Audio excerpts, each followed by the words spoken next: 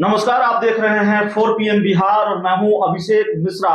राजनीति को क्रिकेट की तरह अनिश्चितताओं का खेल कहा जाता है। अब से थोड़ा वक्त पहले, बहुत दिन नहीं हुए हैं, जब ये कहा जा रहा था कि चिराग बुझ गया है, वही चिराग जरूरत बन गया है बिहार के एक प्रमुख राजनीतिक दल की।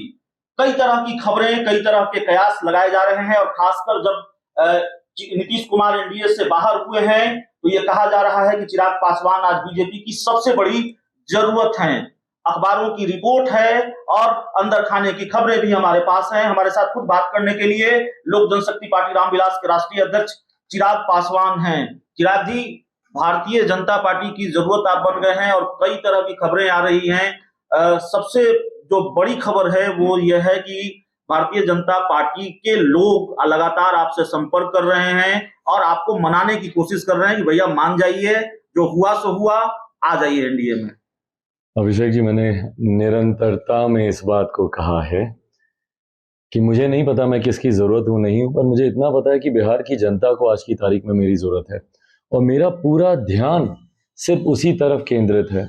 मुझे बिल्कुल इस बात से फ़र्क नहीं पड़ता कि कौन मुझे अपने गठबंधन में लेना चाह रहा है, नहीं लेना चाह रहा है। मैं किसी गठबंधन में जाने का ना तो मुझे शौक़ है, ना मैं किसी ऐसी जल्दबाजी में हूँ कि मैं किसी गठबंधन में जाऊँ। फिलहाल मैं बार बार इस बात को कहता हूँ, अपनी पार्टी पे, अपने जनाधार पे ध्यान देना ही मेरी एकमात्र प्राथमिकता है। दिल्ली से बहुत फोन आ रहा है, ऐसा सुना है मैंने। भाई, दिल्ली के संपर्क में मैं रहा हूँ हमेशा से, भारतीय जनता पार्टी के नेताओं के। अच्छा, अगर आप उनकी बात कर रहे हैं तो भाई भाजपा में भी मेरे अच्छे मित्र हैं। ऐसा नहीं कि मेरी वहाँ पे मित्रता नहीं है, मेरे अच्छे मित्र हैं जिनके साथ मैं हमेशा संपर्क में रहता हूँ। पर इन संपर्कों को अगर गठबंधन से जोड़कर देखा जाए, और खास तौर पे आजकल जो मेरी 4 शर्तों का जिक्र हो रहा है, जो मुझे भी मीडिया से ही पता चली हैं कि मेरी ऐसी कोई 4 शर्तें हैं, ये शर्तें तो मैं तब रखूंगा ना अभिषेक जी, जब मैं किसी गठबंधन में जाने की सोच रखूंगा। फिलहाल मेरी अभी ऐसी कोई सोच नहीं है। चुनाव जब आएगा उस वक्त गठबंधन तय किया जाएगा। थोड़ा कंफ्यूजन नहीं है? आपने कहा कि जब चुनाव आएगा मैं किसी न किसी गठबंधन में चुनाव लड़ूंगा। तो दो ही महत्वपूर्ण राजनीतिक खेमे हैं, एक एनडीए है, दूसरा महागठबंधन है। एनडीए के बारे में आपने कहा 2 दिन पहले कि जिस खेमे में चाचा पशुपति कुमार पारस होंगे, जिस गठबंधन का हिस्सा होंगे, उस गठबंधन का हिस्सा मैं नहीं हूंगा। इसी को मैं उन शर्तों से भी कनेक्ट करता हूं। खबर ये भी आ रही है, जिन शर्तों का आपने जिक्र किया, कि आपने ये शर्त भी रख दी है कि अगर राष्ट्रीय लोक जनशक्ति पार्टी एनडीए से बाहर होती है तभी आप एनडीए का हिस्सा हो सकते हैं। अच्छा, पहले आप मुझे बताइए कि बिहार में गठबंधन है क्या, महागठबंधन क्या है बिहार में, या एनडीए क्या है बिहार में, बताइए मुझे। भाई, एनडीए आज से 5 साल पहले हम जिसे जानते थे वो महागठबंधन बन गया, जिस महागठबंधन को हम जानते थे वो एनडीए बन गया। तो क्या है महागठबंधन, क्या है एनडीए, ये शायद उनमें रह रहे नेताओं को, उनके राजनीतिक दलों को भी नहीं पता होगा। महागठबंधन जब 2015 में बना था, लालू जी, नीतीश जी सब एक साथ थे, उसके बाद वो महागठबंधन से वो अलग हो गए, फिर महागठबंधन का एक अलग स्वरूप बन गया। एनडीए का जो स्वरूप 2015 में था वो स्वरूप 2017 में बदल गया, फिर 2020 में फिर वो स्वरूप बदल गया, 2022 में फिर वो स्वरूप बदल गया। तो बिहार में गठबंधन के भाई आज की तारीख में कोई मायने नहीं है, और इसीलिए मैं किसी जल्दबाजी में नहीं हूं किसी भी गठबंधन में जाने के, क्योंकि मुझे पता है कि अभी एक सावन बीता है, अगला सावन आते आते तक परिस्थितियां और बहुत बदलेंगी। तो चिराग पासवान क्या इसलिए हिचकिचा रहे हैं बीजेपी के साथ जाने में? मैं हिचकिचा नहीं रहा हूं। उनको लगता है कि नीतीश कुमार एक बार फिर एनडीए का हिस्सा हो जाएंगे? नीतीश जी को अगर कुछ यहाँ पे अपॉर्चुनिटीज दिखेंगी तो जरूर, क्यों नहीं, वो वापस आने का प्रयास करेंगे। बट जैसा मैंने कहा, मेरी हिचकिचाहट नहीं है, मेरी क्लैरिटी है कि मुझे अभी किसी गठबंधन में जाना ही नहीं है। भाई, आज से कुछ महीनों पहले भी ये चर्चा चल रही थी कि महागठबंधन में चिराग जाएंगे, महागठबंधन में चिराग जाएंगे। लालू जी ने जब, और मैं धन्यवाद देता हूँ आदरणीय लालू जी का, जिस वक्त उन्होंने मेरे बारे में सारी बातें कही थी, ये वो, उस वक्त अगर ऐसा कोई फैसला लेता, और आज जब मुख्यमंत्री नीतीश कुमार स्वयं उस गठबंधन में चले गए हैं, तो बताइए कितनी अजीब एक परिस्थिति उत्पन्न होती। इसीलिए मैंने इस बात को शुरू से, मेरी पार्टी ने, मेरे पार्टी के कार्यकर्ता नेताओं ने इस बात को क्लियर रखा है कि चुनाव के वक्त ही गठबंधन का फैसला लिया जाएगा। उस वक्त कौन सा गठबंधन सही मायनों में टिका हुआ है और जनता के हित की बात लगता नहीं कि देर हो जाएगी, चाहे वो एनडीए हो चाहे महागठबंधन हो, 2024 की तैयारी में अभी से जुटी हुई है? अभी तो तैयारी में जुटे हुए हैं। मैं तो 2024 से पहले मध्यवर्ती विधानसभा चुनाव की तैयारी में भी जुटा हूँ। आपको लगता है मध्यावधि चुनाव होगा? बहुत जल्द बिहार में राष्ट्रपति शासन लागू होगा। बिहार में बहुत जल्द जिस तरीके से भाई अराजक परिस्थितियां बिहार में उत्पन्न हो रही हैं, एक के बाद एक हत्याओं का सिलसिला, एक के और टारगेट करके जाति को, वर्ग को टारगेट करके, जहां एक तरफ चौकीदारों की हत्या की जा रही है, वहीं व्यापारी वर्ग भी हैं जो इससे अछूते नहीं है। ऐसे वर्गों को टारगेट कर करके अनुसूचित जाति से आने वाले, पिछड़ा वर्ग से आने वाले, अल्पसंख्यक समाज से आने वाले, भाई अनिसुर रहमान की वो हत्या की साजिश नहीं थी तो और क्या था?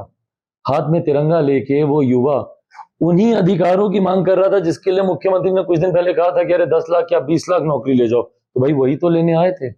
और क्या किया आप उनके साथ?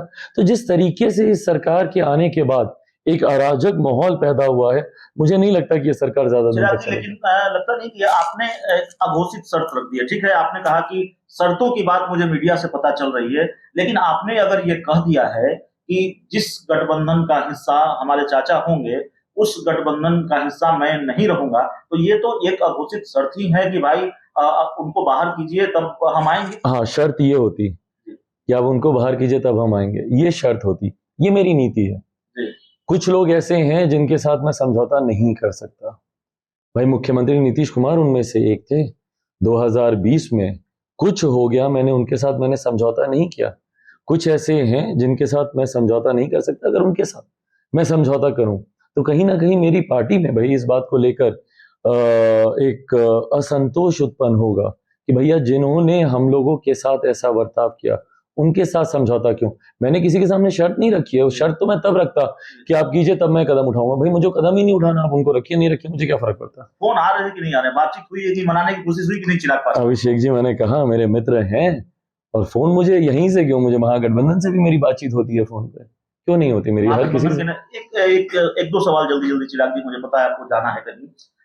सवाल ये है कि आपने ठीक कहा कि आपने कहा कि गठबंधन तब होगा जब चुनाव आएगा, लेकिन अभी आपने यह भी कहा कि राष्ट्रपति शासन बिहार में लग सकता है। ये आपने सिर्फ इसलिए कहा कि अपराध की घटनाएं सामने आ रही हैं, दूसरी घटनाएं सामने आ रही हैं, या इसकी कोई दूसरी वजह भी आपको लगती है? नहीं, यकीनन दूसरी वजहें भी इसकी मुझे दिखती हैं। जिस तरीके से मुख्यमंत्री नीतीश कुमार जी जिस तरीके की कार्यशैली के लिए वो जाने जाते हैं, वो बहुत जल्द सफोकेटेड, ह्यूमिलेटेड फील करने लगते हैं किसी भी गठबंधन में, और बहुत जल्द उनकी अंतरात्मा जागने लगती है। तो जैसे ही मुख्यमंत्री जी को इस बात का एहसास हो जाएगा कि 24 में वो प्रधानमंत्री पद के दावेदार नहीं है, तो वो अपने आप को उस गठबंधन से भी अलग करेंगे। अब भाई उस गठबंधन से अलग होकर वो तुरंत एकदम एनडीए में आएंगे या वो सरकार गिराएंगे और एक फ्रेश इलेक्शंस की तरफ जाएंगे, या बिहार में राष्ट्रपति शासन लागू होगा। जैसा मैंने कहा कि एक सावन बीता है, बहुत कुछ हुआ है, अगला सावन आते आते तक और बहुत कुछ होना बाकी है। This is just the beginning, this is not the end of the game. अभी तो सिर्फ शुरुआत हुई है, अभी बहुत कुछ होना बाकी है। एक आखिरी सवाल है चिराग जी, देखिए जो कुछ भी चल रहा है और आपको लेकर जो खबरें मीडिया में, अखबारों में आ रही है, उससे एक गणित जो मेरे दिमाग में आता है, मैं कहीं गलत हूं तो आप करेक्ट करेंगे। अगर भारतीय जनता पार्टी का हिस्सा होते हैं, एनडीए का हिस्सा होते हैं पशुपति कुमार पारस, जाहिर है आप उस गठबंधन का हिस्सा नहीं होंगे, तो ऐसे में परोक्ष रूप से आप नीतीश कुमार की मदद ही करेंगे। अगर आप अकेले चुनाव लड़ते हैं, 2024 का लोकसभा चुनाव अगर अकेले लड़ेंगे, भाई नीतीश कुमार के तो साथ जाएंगे नहीं अगर वो महागठबंधन का हिस्सा भाई होंगे। पिछले 8 सालों में कोई इस बात को क्लियरली नहीं बोल पाया कि अगले साल गठबंधनों के स्वरूप क्या होंगे। इन 8 सालों में रह कर जब आपको लगा कि सरकार स्टेबल हुई है, सरकार को अस्थिर किया गया है, गठबंधन बदले गया।